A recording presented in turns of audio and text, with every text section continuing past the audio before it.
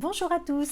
Alors bio ou pas bio? Le bio explose littéralement dans tous les magasins, partout on trouve du bio, mais est-ce que c'est vraiment une bonne idée? Aujourd'hui et depuis 10 ans, le marché du bio explose, notamment au niveau alimentaire, mais également dans la cosmétique, enfin sur plein de secteurs. Aujourd'hui, on va se pencher essentiellement sur la partie alimentaire.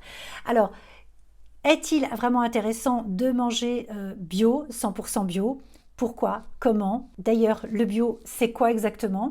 Je vous donne 6 clés pour tout comprendre. À tout de suite!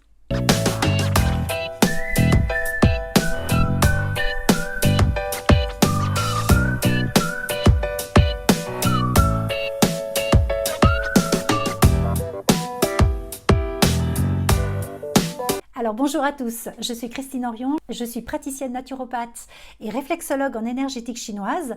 J'ai la chance d'accompagner les personnes qui le souhaitent en Bretagne, près de Saint-Brieuc, ou en visioconférence dans toute la France et dans les pays francophones.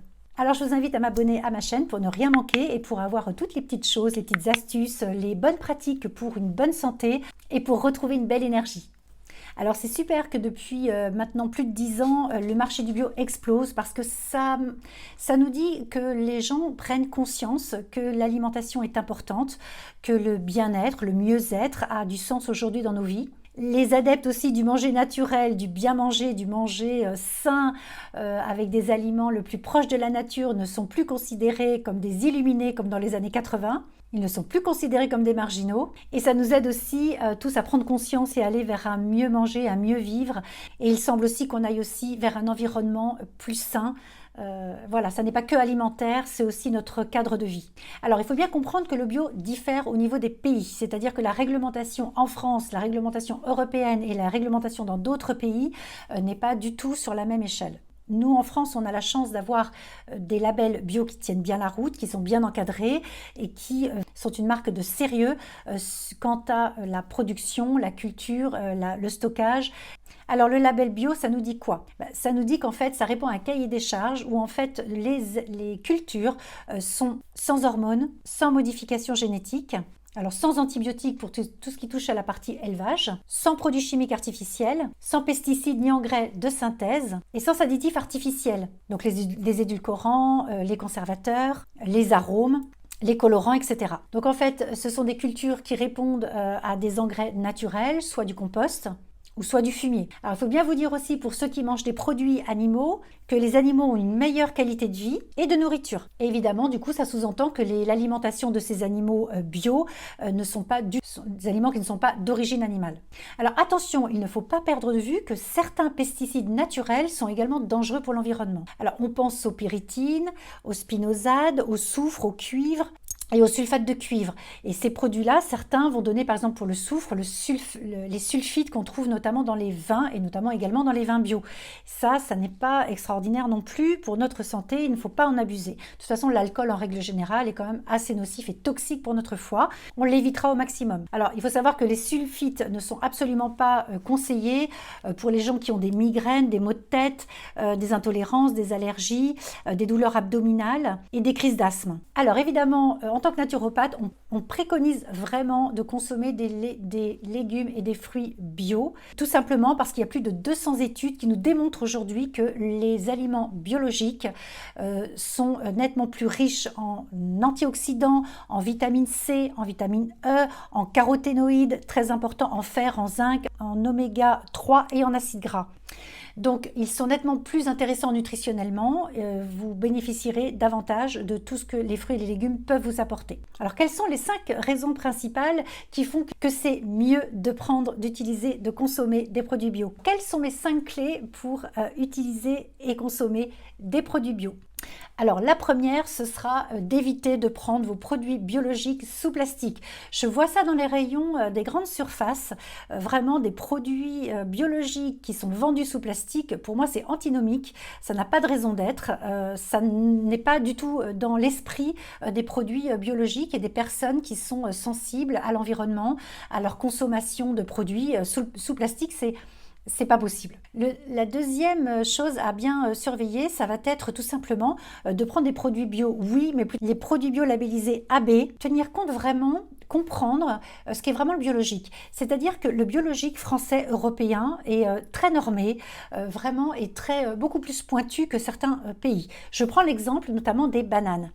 Les bananes, il faut savoir que vaut peut-être mieux acheter des bananes de Guadeloupe ou de Martinique, donc qui sont évidemment des îles françaises, parce qu'elles ont une réglementation biologique française et qu'elles ont des tas de produits qu'elles ne doivent pas utiliser. Plutôt que alors même si elles ne sont pas bio, plutôt que d'acheter du bio qui va venir de République dominicaine, parce que l'ambiguïté, c'est qu'en fin de compte, eux ont le droit d'utiliser des produits, des pesticides qui ne sont pas dans la réglementation européenne, et la République dominicaine, par exemple, ne fait pas partie de l'Union européenne. Donc, en fin de compte, il faut quand même faire attention aux réglementations et privilégier toujours les réglementations françaises, voire européennes, pour ce qui est biologique. Le troisième point, eh bien, ce sera tout simplement de consommer des produits bio, mais surtout locaux. Tout simplement parce que, eh bien, entre le jour de la cueillette et de la consommation dans vos assiettes, eh bien, les délais seront très courts par rapport à des produits qui viennent de beaucoup plus loin, qui ont subi des transports, des manutentions, des stockages et qui arrivent dans vos assiettes avec des nutriments et vraiment une déperdition au niveau des nutriments. Le quatrième point, eh bien, ce sera tout simplement de consommer des fruits de saison. Alors en janvier, les oranges et l'été, tous les fruits rouges qui débordent de partout. Donc essayez de consommer des fruits de saison.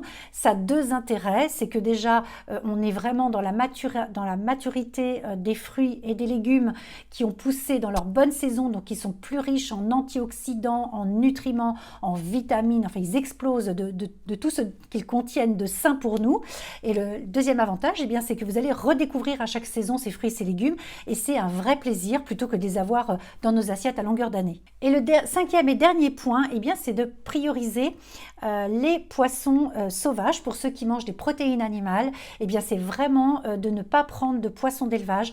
Prenez des poissons de mer, de pleine mer, pêchez en pleine mer. Alors nous, on est en Bretagne, donc c'est vrai qu'on est extrêmement privilégiés, mais consommer des algues, éventuellement consommer des fruits de mer, consommer des poissons de pleine mer. Les fruits de mer, c'est très intéressant, notamment pour ceux qui ont des problèmes de thyroïde, parce que c'est bourré d'iode et on a besoin d'iode, nous les femmes pour la thyroïde, les hommes également, mais l'iode on est souvent très carencé, donc c'est vraiment intéressant de manger des fruits de mer régulièrement.